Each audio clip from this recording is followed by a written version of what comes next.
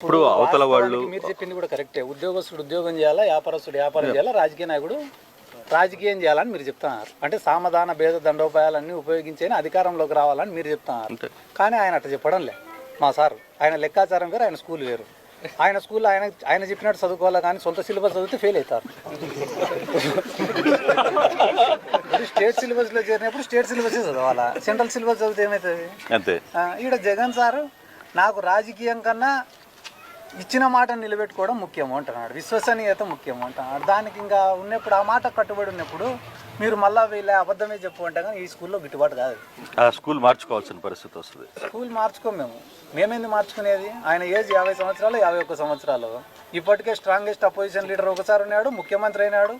దేశంలో ఉండే 30 మందిలో ఒక 29-30 రాష్ట్రాలు ఉంటాయి కానీ ఒక మనిషికి వచ్చే అవకాశము అయినాడు. ఆయన కూడా ఒక స్ట్రాంగెస్ట్ లీడరు. ఇంతమందిని రాజ్యసభ సభ్యులను చేసినాడు, ఇంతమంది ఎంపీలను చేసినాడు.